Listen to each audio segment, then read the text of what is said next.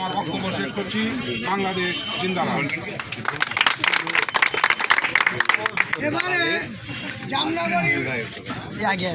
এবারে জামনগর ইউনিয়ন বিএনপির সাংগঠনিক সম্পাদক মাহতাব শামীম আপনাদের সামনে বক্তব্য নিয়ে আসছেন। বিসমিল্লাহির রহমানির রহিম। প্রিয় কালিকাপুরবাসী, আসসালামু আলাইকুম। ওয়ালাইকুম আসসালাম। আজকে এই বাংলাদেশের নতুন বাংলাদেশের উপকার আমাদের আপামর ছাত্র যুব সমাজ, তাদের এই যে উদ্যোগ, এই উদ্যোগের ফলে আজকে বাংলাদেশ স্বাধীন, নতুনভাবে আমরা স্বাধীনতা অর্জন করছি। এই স্বাধীনতাকে ভুলণ্ঠিত করার উদ্দেশ্যে পরাজিত অপোজে শক্তি আছে, যে শক্তি আজকে পরাজিত হয়ে দেশ থেকে পালিয়েছে। কিভাবে পালিয়েছে? দীর্ঘ 15 বছর তাদেরকে সঙ্গে নিয়ে এসে দেশকে শোষণ করেছে, শাসন করেছে। তাদের রেখে তাদের নেত্রী, তাদের প্রধানমন্ত্রী, তাদের দেশরত্ন কী করছে? তাদের সহযোদ্ধাদের রেখে পালিয়েছে। অতএব যারা আছেন দেশে, সমস্যা নেই, আমরা শুধু তাদের উদ্দেশ্যে একটু বলতে চাই, বর্তমান সরকার আমাদের সন্তানদের সরকার, বর্তমান সরকার ছাত্র সমাজের সরকার, বর্তমান সরকার যুব সমাজের সরকার, বর্তমান সরকার আপামর জনসাধারণের সরকার। কেবলমাত্র পরাজিত শক্তি ব্যতীত বাংলাদেশের প্রতিটা নাগরিকের সরকার এই সরকার।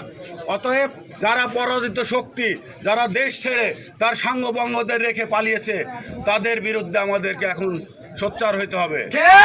আগামী দিনে এই সরকার যে পদক্ষেপ নেবে তাদের সঙ্গে আমাদেরকে কাঁধে কাঁধ মিলে কাজ করতে হবে।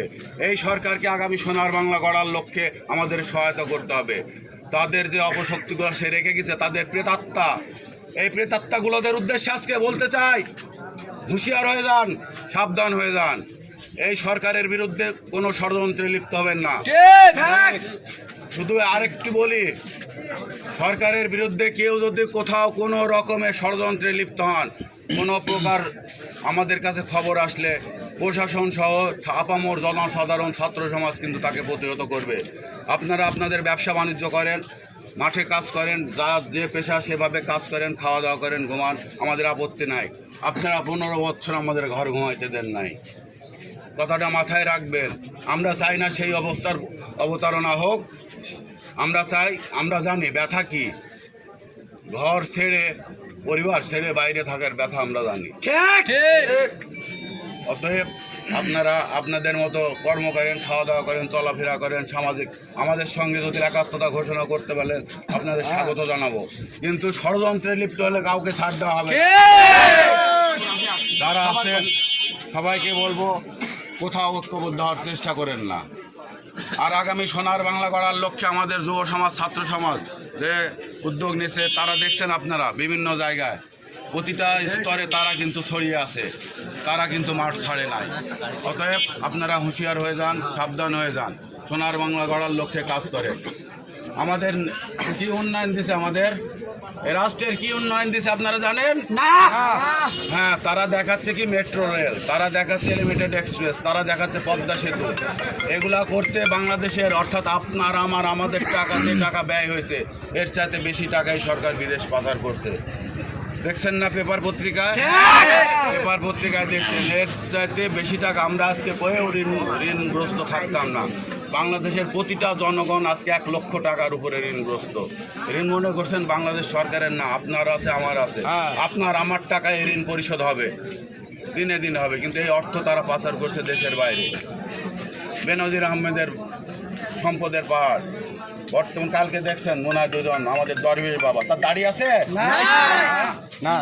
তার দাড়ি নাই, দরবেশগিরি শেষ, ক্ষমতা শেষ, দরবেশের দরবেশগিরি শেষ। অতএব আপনাদের যে সুপ্রিম পাওয়ার প্রধানমন্ত্রী আপনাদের রেখে পালিয়ে গেছে, তার দ্বিতীয় ম্যান ছিল সালমান এফ রহমান। সে জানের ভয়ে তার এই যে কি সুন্দর একখান সুন্নতি দাঁড়ি ছিল, কিন্তু সেটাও আজকে সে ফেলে দিতে বাধ্য হয়েছে, কারণ তার কুকর্ম অপকর্মের কারণে। অতএব আপনারা যারা সাধারণ আপামর জনগণ আছেন, যারা নির্যাতন, অন্যায়, অত্যাচার করছেন, নামে তালিকা দিচ্ছেন, আপনাদের বিরুদ্ধে আমাদের কোনো অভিযোগ নেই। আপনারা ঘুমান, বাড়িতে ঘুমান, ছেলে মেয়ের সঙ্গে ঘুমান, কিন্তু ষড়যন্ত্রে লিপ্ত হেন না। এই আশাবাদ ব্যক্ত করব। আগামী সোনার বাংলা গড়ার লক্ষ্যে সবাই একত্রতা ঘোষণা করবেন, এই আশাবাদ ব্যক্ত করে আজকের এই পথসভার সংক্ষিপ্ত বক্তব্য শেষ করছি। খোদা হাফেজ। তারেক রহমান জিন্দাবাদ। বাংলাদেশ জিন্দাবাদ। মাইনুলেরা যেদিকে